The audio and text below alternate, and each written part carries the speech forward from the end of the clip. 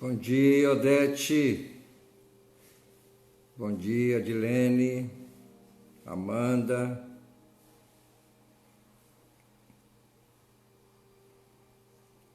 Bom dia, Val. Sejam bem-vindos. Bom dia, Mônica, Fabiano. Bom dia, pessoal. Graça e paz.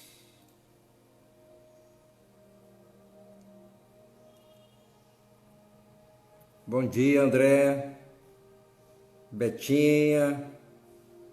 Bom dia, vão chegando. Bom dia, Sila. Sidney. Bom dia, meu amado. Bom dia, vão chegando. Luciana Braga, bom dia, Luciana, seja bem-vindo aqui ao estudo de hoje. Bom dia, Milena, que bom ter você aqui. Madalena, bom dia, Madá, lá de Pádua. Ana Valeriotti de Guarapari, seja bem-vinda. Beth Ximenes, bom dia, Beth. Bom dia, sejam bem-vindos. Irmã Nerci Verdão, bom dia, Nerci. Nerci da nossa célula, né? Abençoada, seja bem-vinda, abençoada. Olá, irmão Romildo. Bom dia, Romildo. Bom dia, graça e paz, meu irmão. Bom dia.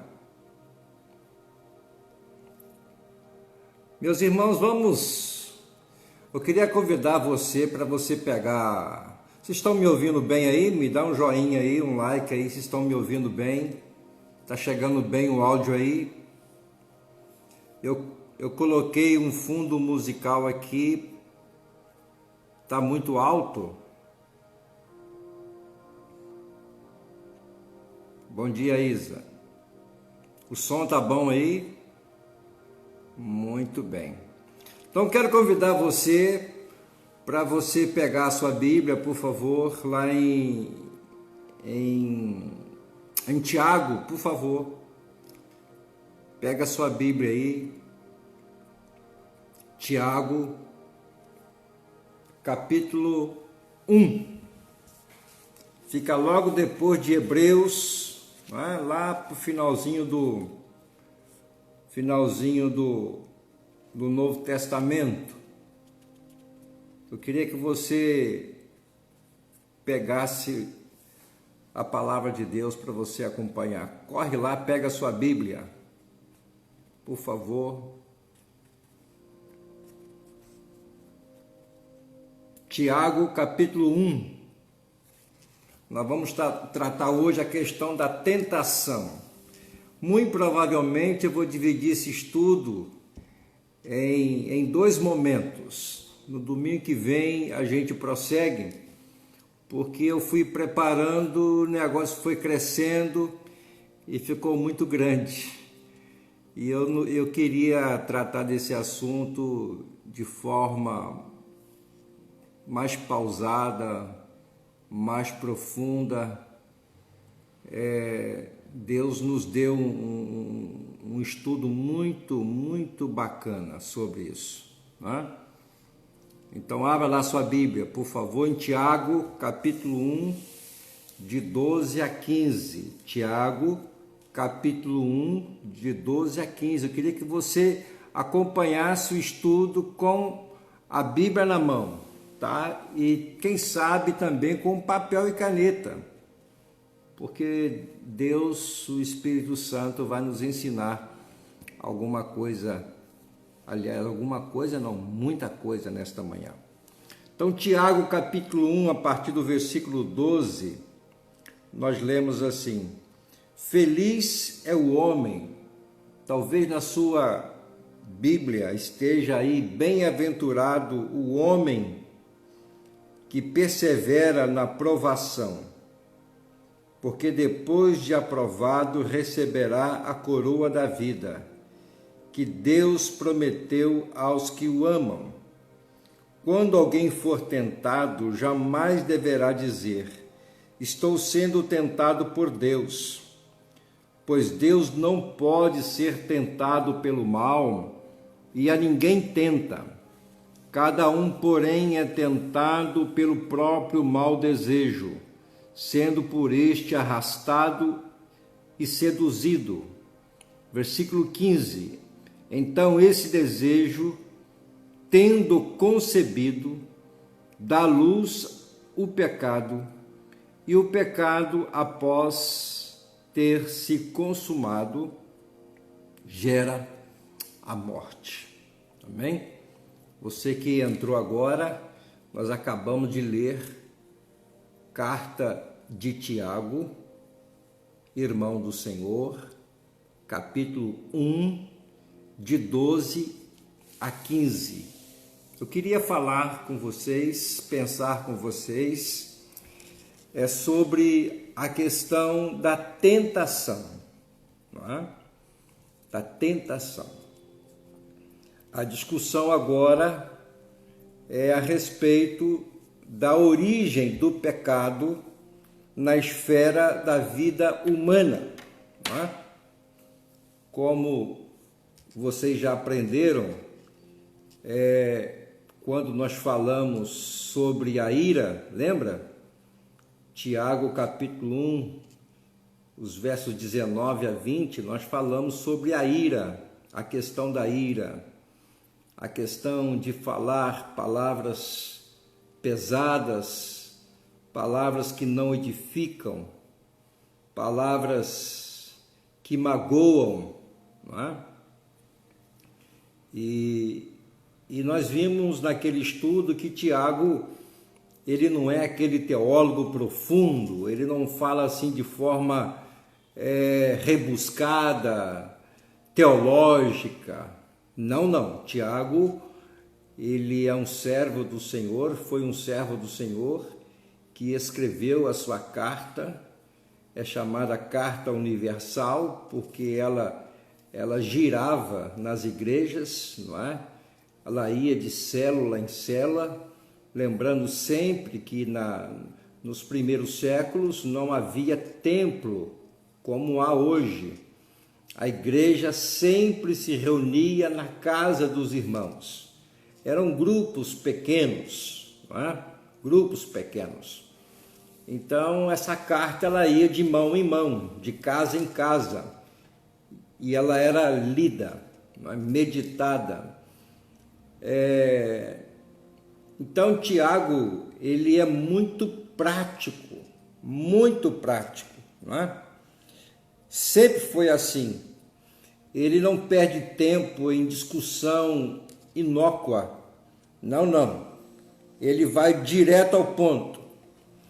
E ele, aqui neste texto, em tela, não é? Tiago 1, de 12 a 15, Tiago se preocupa basicamente com duas coisas.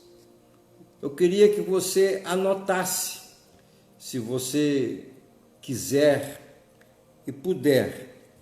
A primeira coisa que ele destaca aqui, que está aqui no versículo 22, é a questão da bem-aventurança da provação. Não confunda provação com tentação, tá? Tentação é uma coisa, provação é outra, embora a tentação pode ser também uma provação. Veja bem aqui no versículo 12 que de início Tiago nos traz uma bem-aventurança para os que suportam a provação. Veja bem, vamos ler novamente o versículo 12?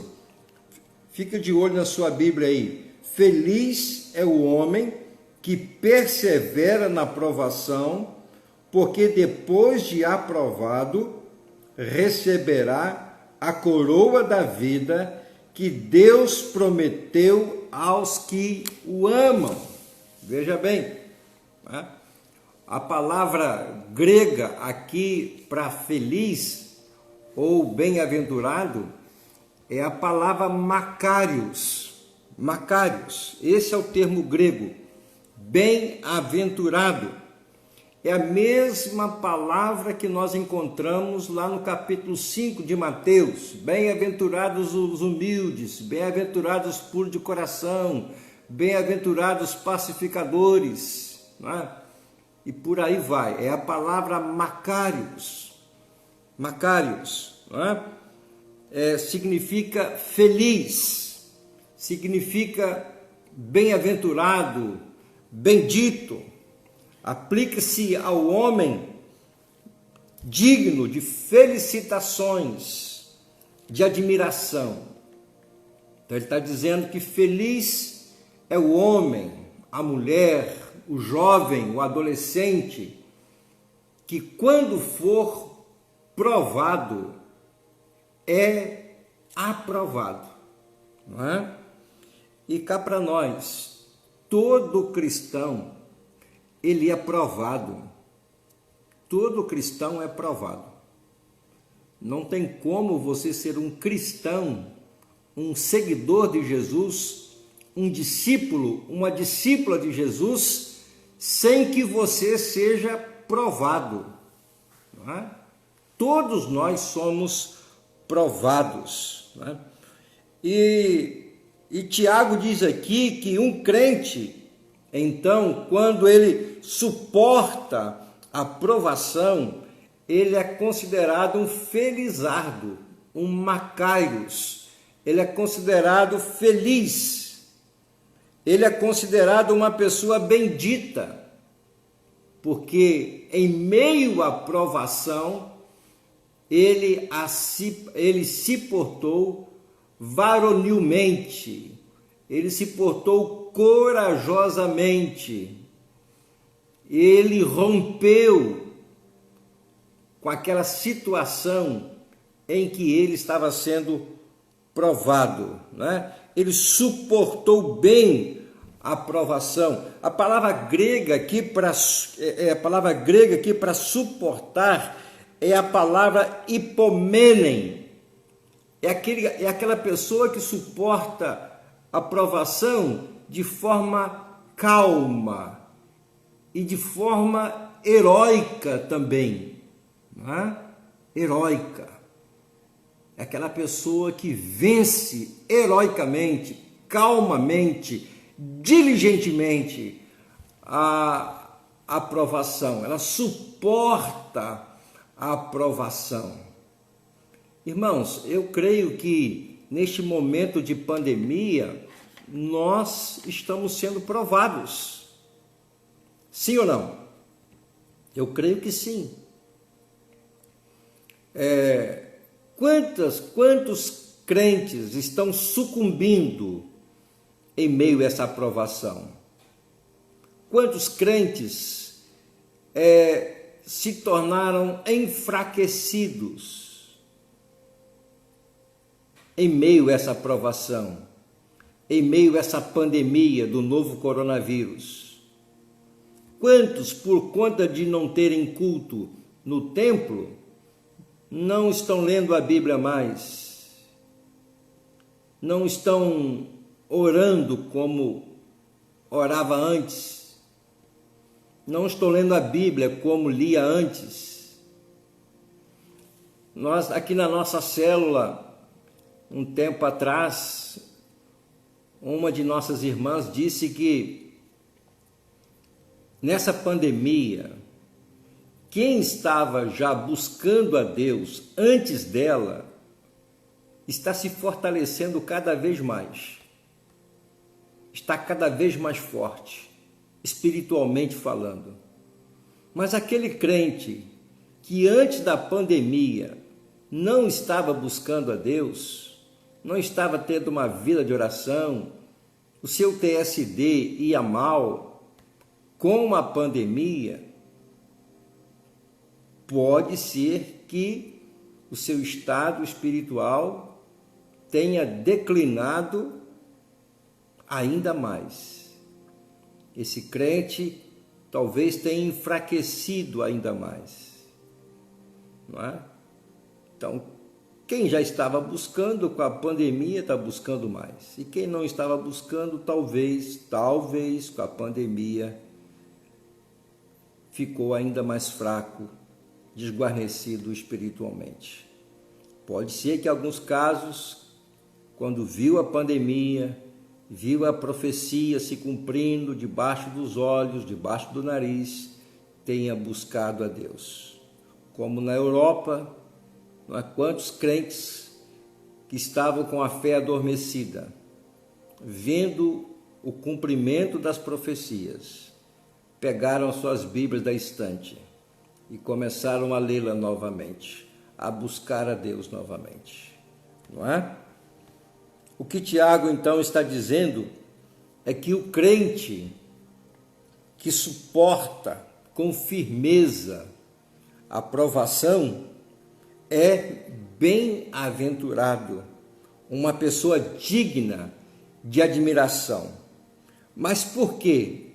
Veja bem no versículo 12, na parte B, porque esse crente, né, essa pessoa que suporta corajosamente, calmamente, heroicamente a provação, ela receberá a coroa da vida. É bom que se diga que, no contexto, quando esta carta foi escrita por Tiago, a igreja estava sendo duramente perseguida pelo Império Romano. Duramente perseguida. Crentes estavam sendo jogados na arena para serem comidos pelas feras. Crentes estavam sendo presos, encarcerados. Crentes estavam sendo apedrejados. Não é? O próprio imperador Nero botou fogo em Roma e depois colocou a culpa nos cristãos, porque ele não gostava dos cristãos. Então, naquele tempo, desatou uma perseguição ferrenha e milhares de cristãos foram mortos. Havia tanto sangue, diz os historiadores, tanto sangue era derramado na arena, que eles colocavam tipo uma serpilha, aquilo encharcava de sangue, e o sangue humano fede muito, tem um cheiro muito forte, muito característico. Então era retirado aquela camada de serpilha, né? Ou talvez de palha de arroz, e era colocado uma outra camada, só para os irmãos terem uma ideia da atrocidade que se fazia com os cristãos naquela época. E não pense você que hoje morre menos cristãos perseguidos, que não morre não. Pasmem vocês, hoje, século 21, morre mais cristãos, cristãos são mais perseguidos que naquela época. Não se iludam, meus irmãos. Os cristãos continuam sendo perseguidos, duramente perseguidos, odiados pelo mundo, cumprindo-se assim as palavras proféticas de Jesus e dos apóstolos, dos seus seguidores.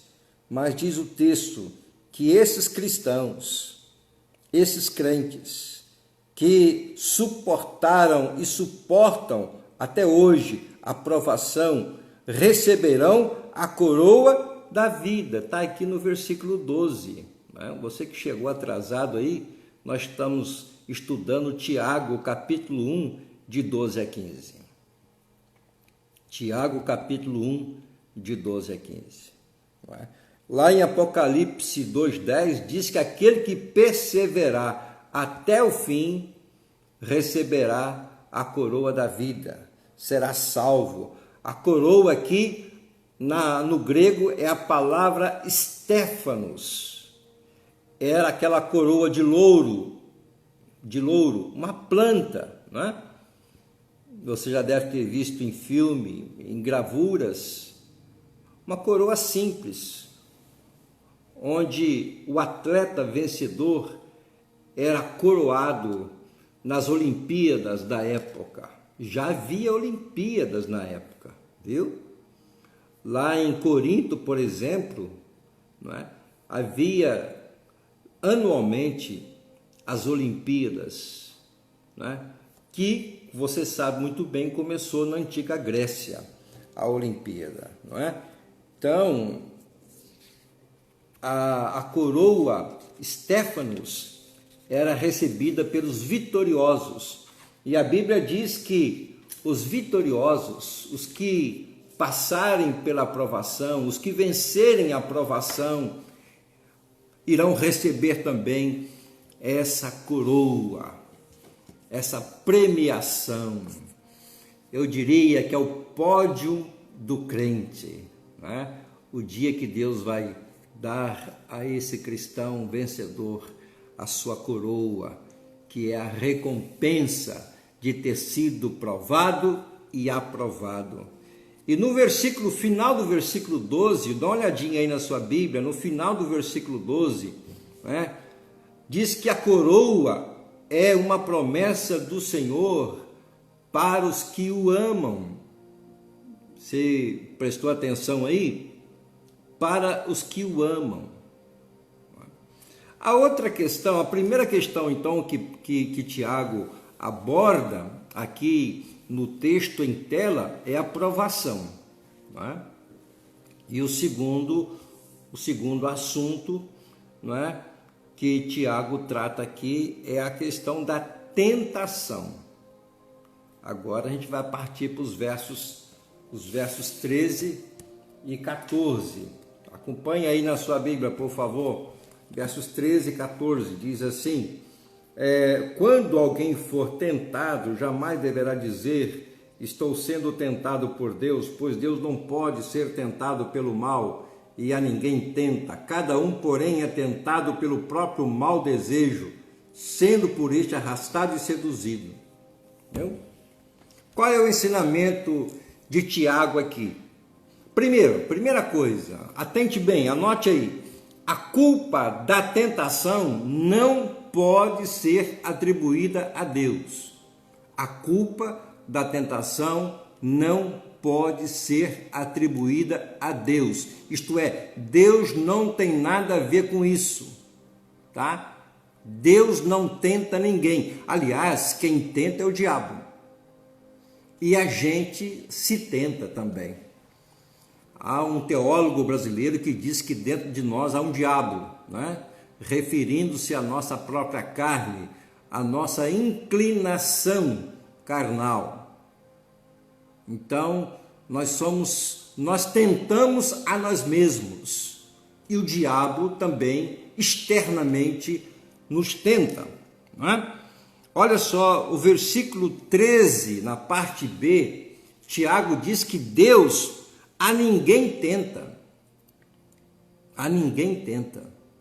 Deus não tenta ninguém. Está claro aqui no texto. As versões bíblicas mais antigas trazem em Gênesis 22, versículo 1, a expressão: e aconteceu depois destas coisas que tentou Deus a Abraão. Na versão antiga, revista e corrigida, traz essa expressão que Deus tentou Abraão. A tradução mais correta para tentou é provou ou testou. A versão revisada, essa aqui, é uma versão revisada de acordo com os melhores textos em grego e hebraico da imprensa bíblica brasileira. Essa Bíblia que eu comprei em 1991, eu era novo crente. Essa versão aqui ela corrigiu, não é? Ela corrigiu, tirou a palavra aqui, ó, versão revisada da tradução João Ferreira de Almeida, de acordo com os melhores textos em grego e hebraico. Essa versão, já naquela época, em 1990, já corrigiu, tirou a palavra tentou e colocou a palavra provou, porque a palavra aqui no hebraico é a palavra NASA. Lembra de NASA lá nos Estados Unidos? Os nomes não são colocados por acaso. NASA no hebraico significa provar, testar. É lá que os foguetes são testados, não é verdade? Lá no Cabo Canaveral, nos Estados Unidos, ok? Então, Deus não tenta ninguém, né? Deus não tenta ninguém. Nunca põe a culpa em Deus. A culpa é sempre nossa, não é? Nem também é do diabo. Lembra lá em Gênesis, capítulo 3, quando Deus procurou Adão e perguntou a Adão, Adão, por que você fez isso? Por que você comeu do fruto que eu disse para não comer? O que Adão falou? Lembra? A mulher que o Senhor me deu. A mulher que o Senhor me deu. Ela me deu o fruto e eu comi. Excomungado, né? Miserável. Ele botou a culpa em Deus. Né? Eu não pedi mulher. Quem criou a mulher foi o Senhor. E foi essa criatura que o Senhor me deu, que me tentou, que me deu do fruto, que me enganou. E eu peguei e comi. A mulher que o Senhor me deu, a mulher que me deste.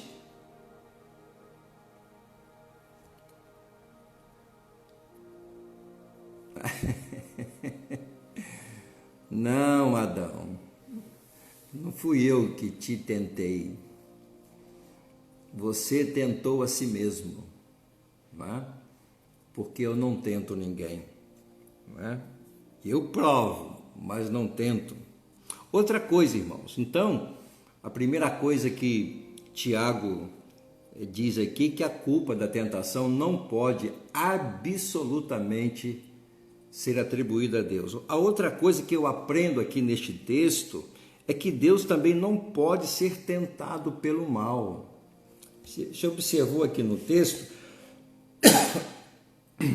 desculpem, diz aqui no versículo 13, pois Deus não pode ser tentado pelo mal. Isso aqui é uma outra verdade espiritual poderosa, né? Deus pode todas as coisas, meus irmãos, menos pecar. Menos pecar. Deus não pode ser tentado pelo mal. O pecado é uma impossibilidade moral em Deus. Uma impossibilidade. A santidade de Deus não é relativa. A santidade de Deus é absoluta.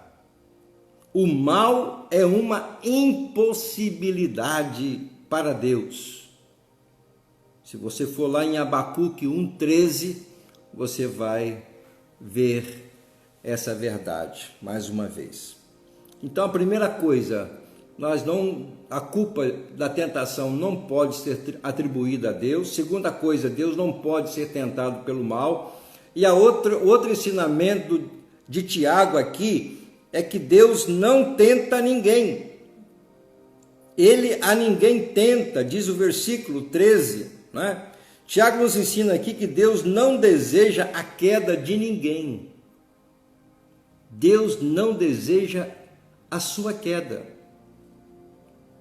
Deus não deseja a sua queda. O verbo empregado por Tiago para tentar é no grego peirazo, que significa, entre outros sentidos, tento, solicito a pecar. É daqui que vem o termo peirazon, que é usado para tentador, que é usado para Satanás. Deus não tenta ninguém. Deus não tenta ninguém. Há um outro fato que precisamos destacar aqui no texto, não é? Que é importante, é que a tentação, irmãos, ela é real. A tentação é real. Como ela surge? Uma boa pergunta. As pessoas têm dificuldade de entender isso, não é? Essa semana mesmo me perguntaram, mas se Satanás não entra na mente, como é que ele coloca minhocas na mente da gente? O diabo, o tentador, o peraizon, ele trabalha por sugestão. Né?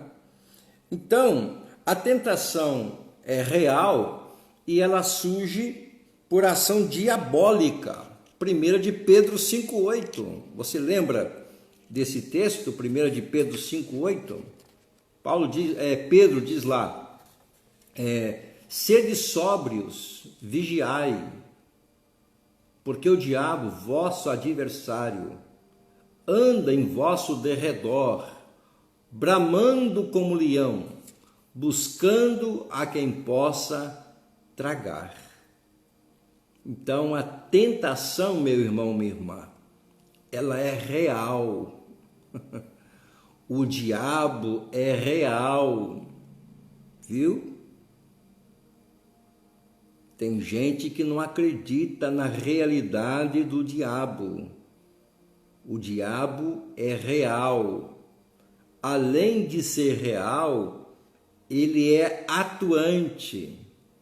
Ele é trabalhador.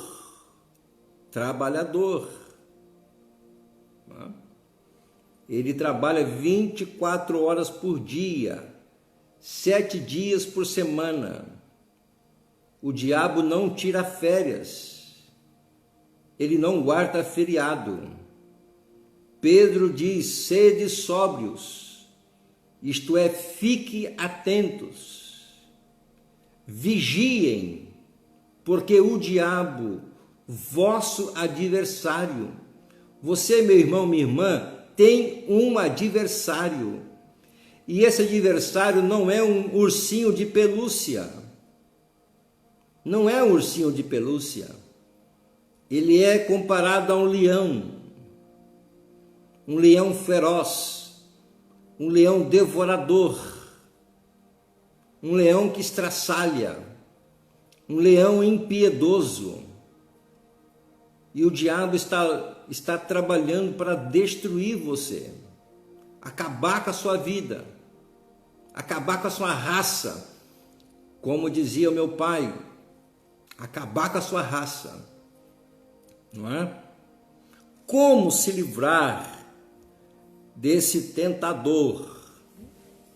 Bem, se você ler esse texto, né, de 1 de Pedro, capítulo 5, versículo 8, quando ele fala do diabo, que para a gente estar alertas e vigiar, como se livrar da tentação? Olha só o versículo seguinte, o versículo 9, 1 de Pedro 5,9.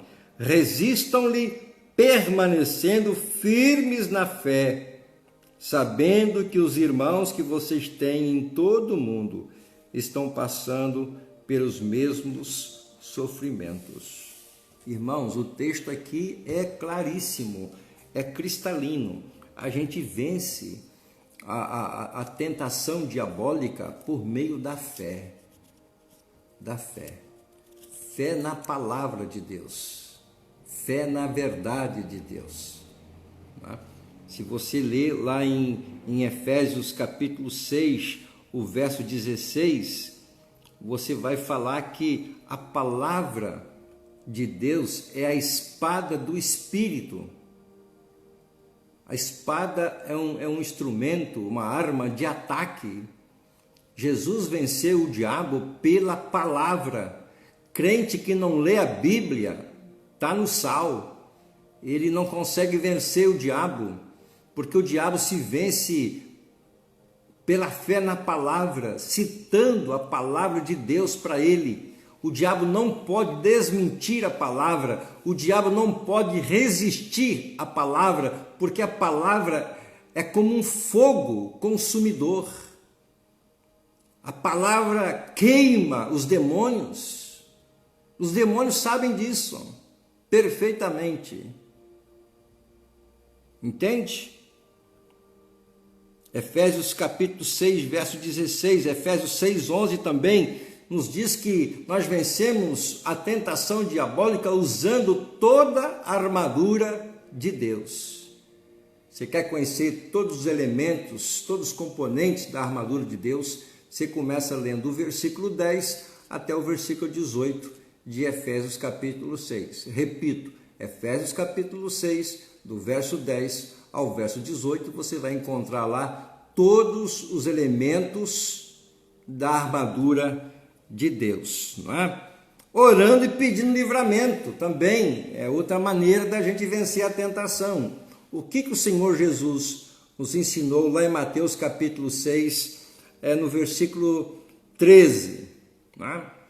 Quando ele ensinou os discípulos a oração do Pai Nosso. No bojo da oração, Jesus falou assim: Pai nosso que estás nos céus, santificado seja o teu nome, venha o teu reino, seja feita a tua vontade, assim na terra como no céu. Ao pão nosso que nos dá hoje, né? E um pouquinho mais abaixo, ele diz assim: e livra-nos do mal.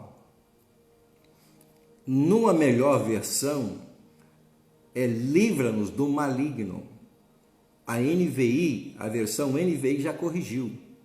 Jesus está falando aqui que nós devemos pedir a Deus livramento do maligno, do diabo. Senhor, livra-nos do diabo, livra-nos do maligno, livra-nos dos demônios. Então, nós podemos orar pedindo a Deus livramento da tentação, não é? E vivendo também na prática da justiça. Vivendo também na prática da justiça. Primeira carta de João, o capítulo 3. Primeira carta de João, capítulo 3, de 6 a 8, nós lemos assim: todo aquele que nele permanece não está no pecado. Todo aquele que está no pecado não o viu nem o conheceu. Versículo 7, filhinhos, não deixem que ninguém os engane. Aquele que pratica a justiça é justo, assim como ele é justo. Versículo 8, aquele que pratica o pecado é do diabo, porque o diabo vem pecando desde o princípio. Para isso, o Filho de Deus se manifestou, para destruir as obras do diabo. Guarde esse texto, por favor. Principalmente o versículo 8, 1 de João 3,8. Quem pratica o pecado é do diabo. Vive no pecado.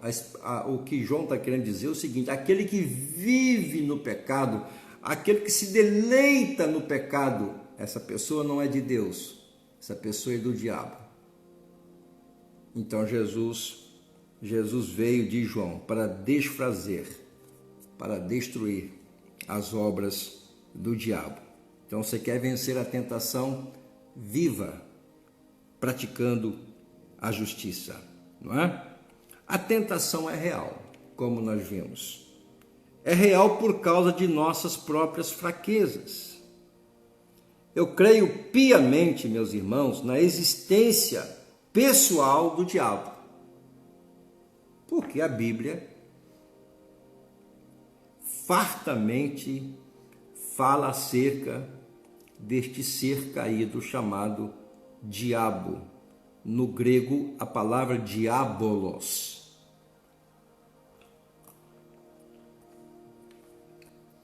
Mas eu creio, e a Bíblia me ensina isso, que nem toda tentação vem do diabo. Nem toda tentação vem dele. O pastor Isaltino Gomes Coelho, filho, parente da nossa irmã Adélia Verdã Coelho, ele escreveu o seguinte no seu livro Tiago, nosso contemporâneo, abro aspas: sobre os ombros do diabo têm sido colocadas muitas culpas que são nossas, voluntária e decididamente nossas. O indivíduo aguarda uma oportunidade para errar, busca e força ocasião para pecar, e depois diz: o diabo me tentou e eu caí. Fecho aspas. É muito fácil a gente atribuir a queda ao diabo, né, irmãos? Às vezes, ou talvez a maioria das vezes, a culpa não foi do diabo. Não foi o diabo que nos tentou. Nós mesmos que nos tentamos, não é? Olha só o versículo 14.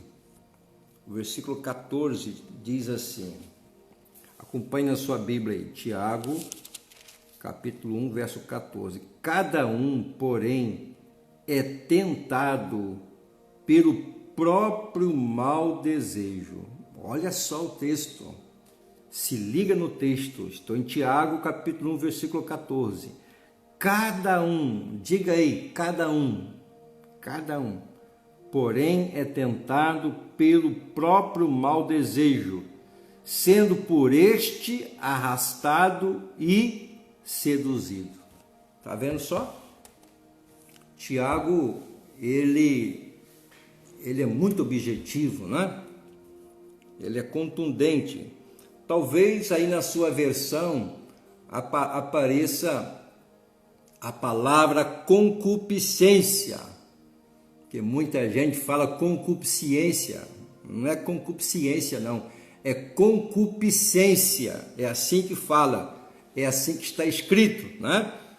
E há essa expressão, esse termo, largamente difundido, principalmente nas cartas paulinas e petrinas, né?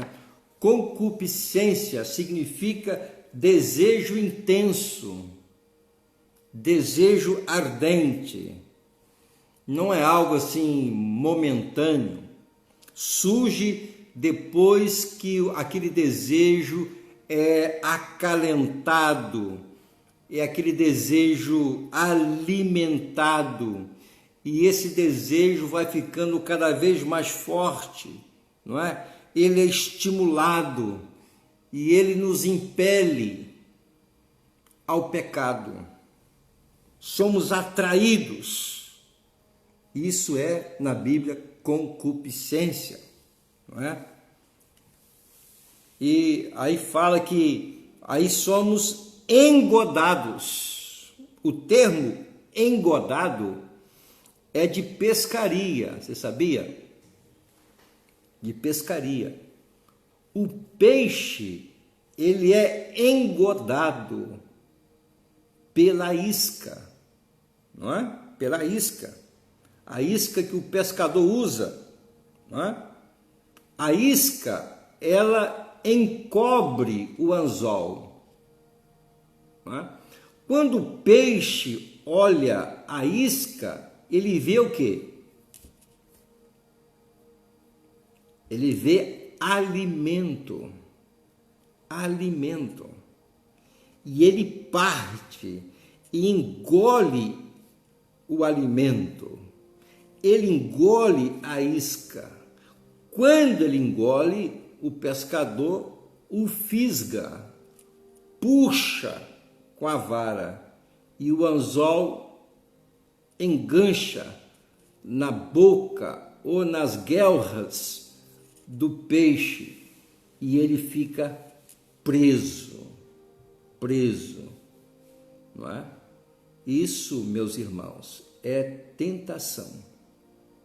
Você olha, você cobiça, parte para cima, o diabo te empurra, a sua carne te impele, é a concupiscência, vem aquele desejo ardente, aquela vontade indômita, e você parte para cima e vai. Quando quando o pecado é consumido, o diabo te fisga, né? E essa fisga machuca, penso eu, né? O peixe deve sentir muita dor quando aquela fisga, né? Aquela agulha pontiaguda agarra na boca dele, não é? A isca é bonita, não é? A isca é bonita, a isca é atraente, mas por debaixo dela está a morte, está a vergonha, está a destruição. Cuidado com as iscas de Satanás. Satanás nunca vai te mostrar o anzol, não. Ele só vai te mostrar o que é atraente. O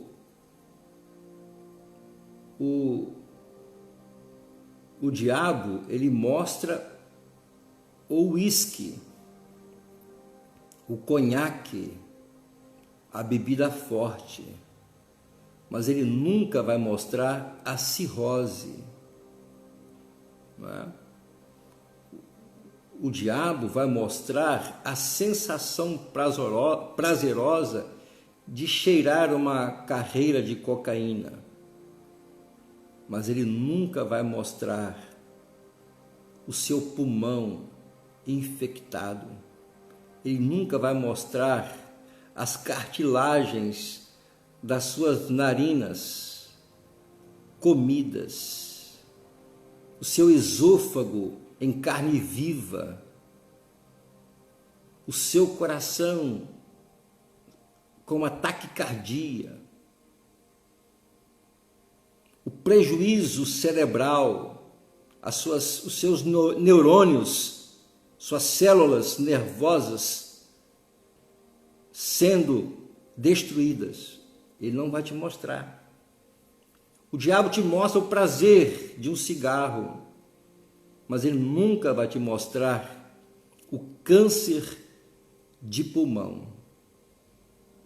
O diabo, ele só mosra a isca, ele não mostra o anzol, o que está por detrás da isca, não é? É como um veneno que a gente dá para matar rato ou para matar uma formiga, não é? Aqui nós estamos fazendo um pomar aqui em cima e os meninos compraram uma isca para colocar perto do formigueiro, não é? A formiga sente o cheiro da isca, acha que aquilo é comida e pega e leva lá para dentro do buraco. Depois ela começa a se alimentar daquela isca e mata o formigueiro todo. É assim que o diabo faz. E ele é mestre em destruir vidas, não é? Mestre. O pecado nunca se apresenta feio, nunca se apresenta de forma destruidora, sempre agradável. Aí nós somos engodados, somos levados pelo mal, não é? Então a concupiscência é a mãe do pecado. a mãe do pecado. Não é? Olha aí o versículo 14, deixa eu ler aqui nessa versão da qual eu lhe falei, a versão revisada de acordo com os melhores textos em grego e hebraico. Vamos ver aqui, Tiago, capítulo 1, o verso 14. Deixa eu ver como está aqui nessa versão. Diz assim, 14. Cada um, porém, é tentado quando atraído e engodado pela sua própria concupiscência. Então, a concupiscência, ela é a mãe do pecado. Tiago está seguindo aqui a mesma linha de raciocínio de Jesus. A mesma linha de raciocínio de nosso Senhor Jesus. Jesus disse para os fariseus que o pecado procede de onde? Lembra do texto? De onde procede o pecado? Então vamos lá. Mateus, abra sua Bíblia, estamos quase terminando. Mateus, primeiro livro do Novo Testamento, primeiro Evangelho, Mateus capítulo 12, 33 a 35. Tá?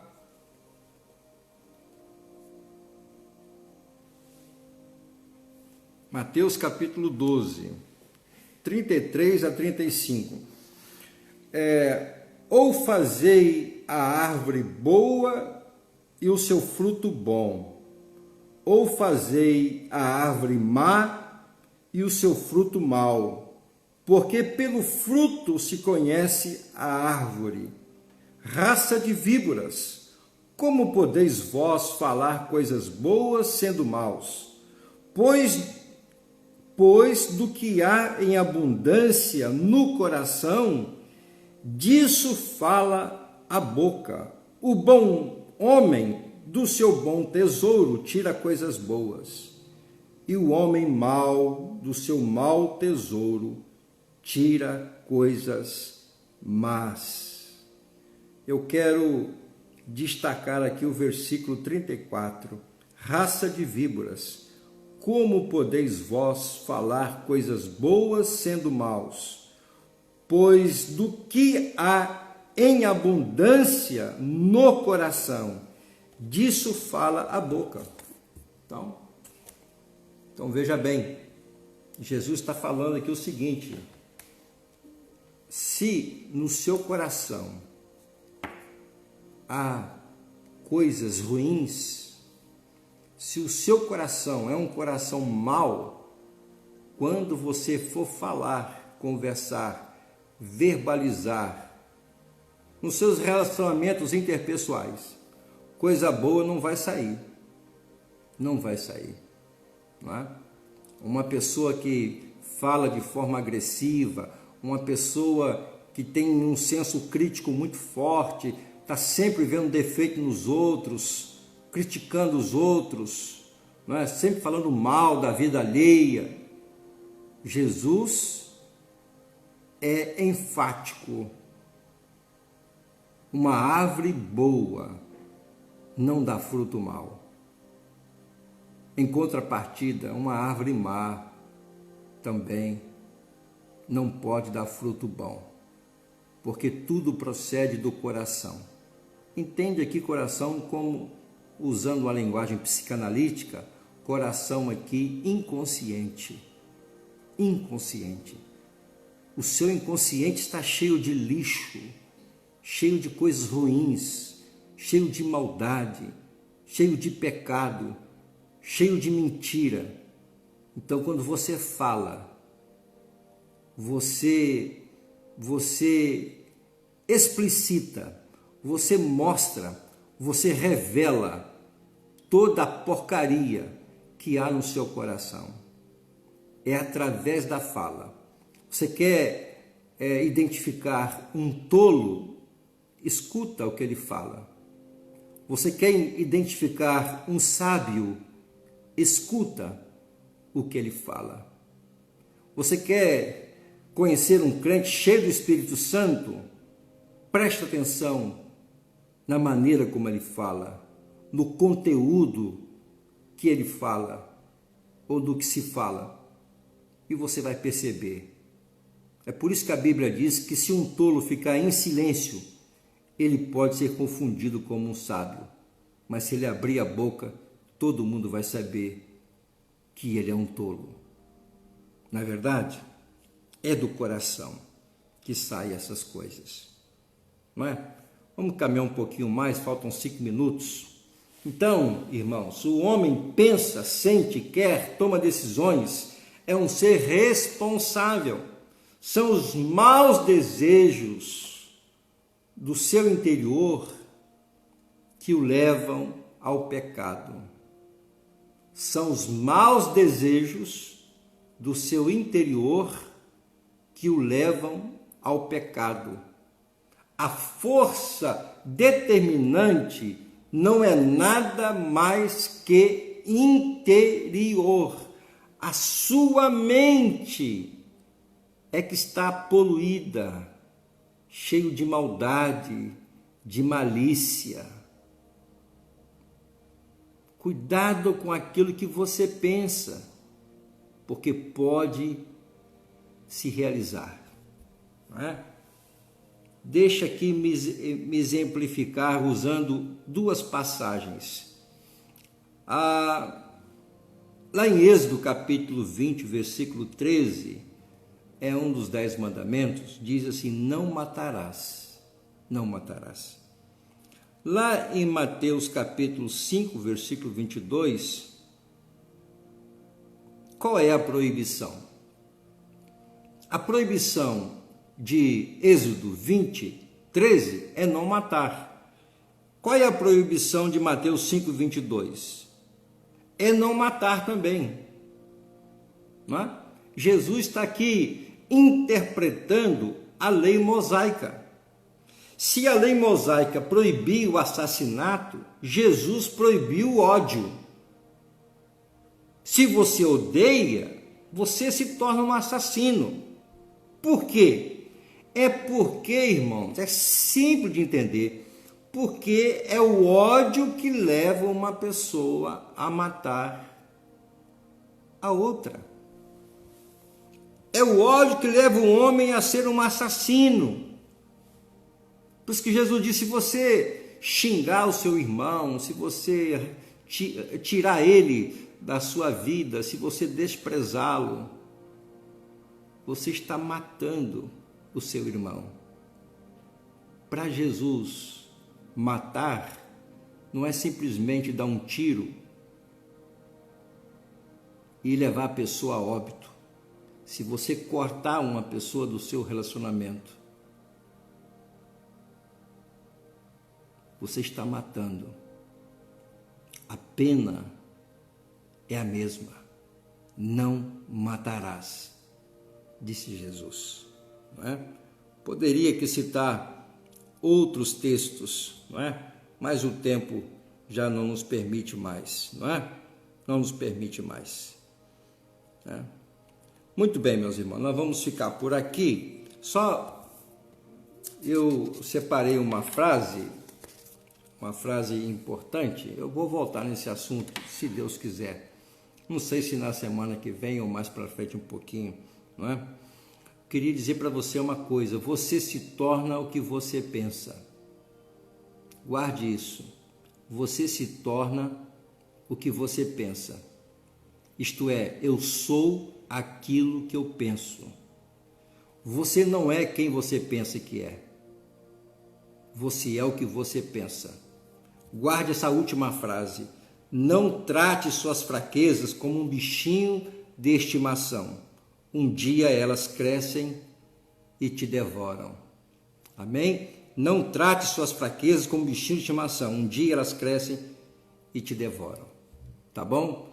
Um bom dia e logo mais estaremos juntos.